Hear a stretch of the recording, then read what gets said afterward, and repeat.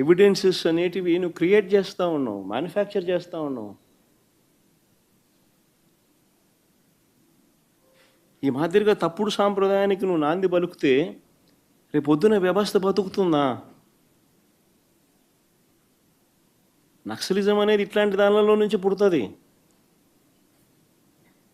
సామాన్యుడి మీద ఇట్లాంటి ఎవడన్నా ప్రదర్శిస్తేనే నక్సలిజం అనేది పుడుతుంది. నిజంగా రాష్ట్రాన్ని బిహార్ చేయడంలో ఎంతకన్నా గొప్ప లీడరు, గొప్ప నాయకుడు చంద్రబాబు నాయుడు కన్నా గొప్ప నాయకుడు ఎవడు ఉండడు.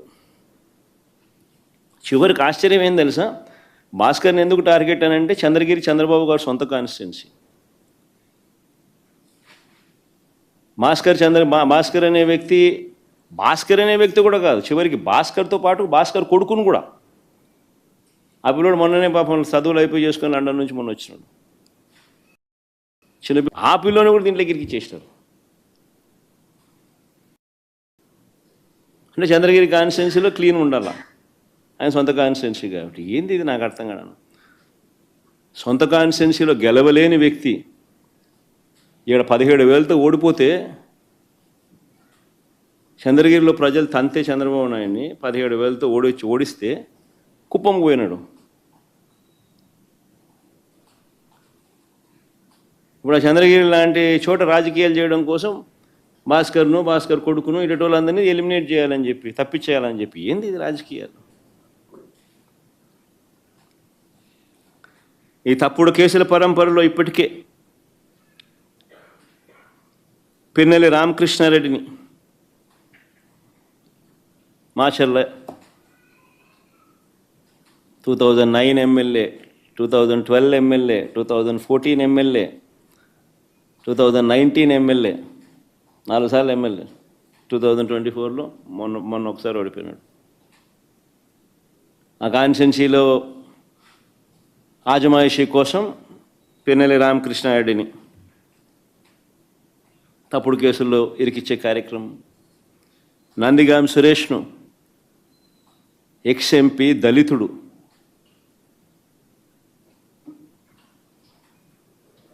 రెండుసార్లు జైల్లో పెడుతున్నాడు. ఒకసారి జైల్లో పెడితే 4 రోజులు జైల్లో పెడితే సుప్రీంకోర్టు దాకా కూడా పోయినాం. కింద మీద పడి ఎట్లనో తనను విడిపించుకొని వచ్చినాం. బెయిల్ తీసుకొస్తే మళ్ళా అరెస్ట్. ఇప్పుడు మళ్ళా దాదాపుగా 3 వారాల నుంచి జైల్లో ఉన్నాడు. సురేష్ భార్య, ఆవిడ మీద కూడా కేసులు. వల్లభనేని వంశీ దాదాపుగా 2 నెలలు దాటింది. ఒక కేసు అయిపోతానే మళ్ళీ ఇంకొక కేసు, ఒక కేసులో బెయిల్ వస్తూనే మళ్ళీ ఇంకొక కేసు. ఇప్పుడు 11 కేసులు అయినట్టున్నాయి. జోగి రమేష్ కొడుకును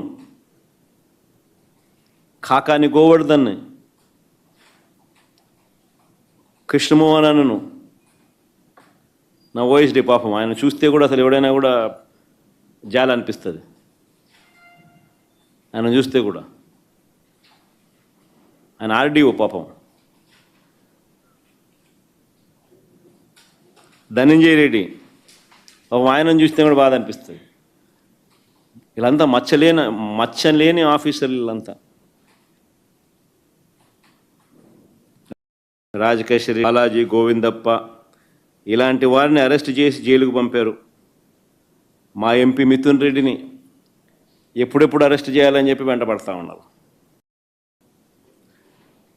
మా పెద్దిరెడ్డి రామచంద్రారెడ్డిని చంద్రబాబు నాయుడిని ఎప్పుడో కాలేజ్ టైంలో ఎప్పుడో కొట్టినాడంట ఆయన.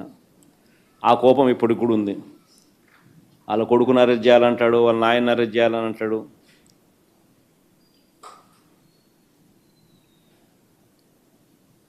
పేరుని నాని బాబు కనపడలే ఈరోజు, మామూలుగా ఇప్పుడు ఉంటాడు. ఆయన మీద కూడా తప్పుడు కేసులు. పేరునేని భార్య పాపం జయసుధమ్మ, ఆమెను కూడా పాపం. కొడాలి నాని,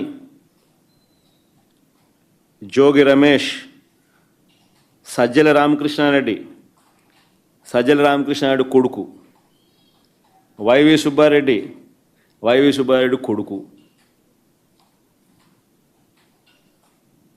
దేవినేని అవినాష్, తలసిల రఘురాం, ఆర్కే అంబటి రాంబాబు, విడుదల రజని,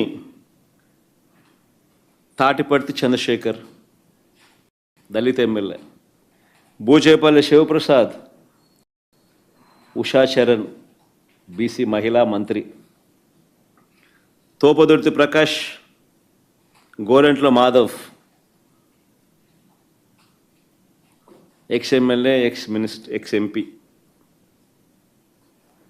గౌతమ్ రెడ్డి లాయర్, ఆయన పాపం విజయవాడలో మీ అందరికీ పరిచయస్తుడు కూడా, మేరుగ నాగార్జున దళిత ఎక్స్ మినిస్టర్, దాడిశెట్టి రాజా ఆయన ఎక్స్ మినిస్టర్. ఈ నాయకులందరి మీద తప్పుడు కేసులు పెట్టడం, వీళ్ళని ఎప్పుడెప్పుడు అరెస్ట్ చేయాలని చెప్పి తాపత్రయపడతా ఉన్నాడు చంద్రబాబు నాయుడు. జగన్ చుట్టూ ఉన్న వారిని కూడా బెదిరించాలి, భయపెట్టాలి. మోడస్ ఆపరాండా ఒకటే, చిన్న చిన్న వ్యక్తులను కొట్టడం, భయపెట్టడం, లేదా ప్రలోభాలు పెట్టడం, వాళ్ళ చేత తప్పుడు వాంగ్మూలాలను తీసుకోవడం, అంతే. ఇంకా వీళ్ళని అరెస్ట్ చేయడం. మోడస్ ఆపరాండా అన్నిటికీ ఇవే మోడస్ ఆపరాండా.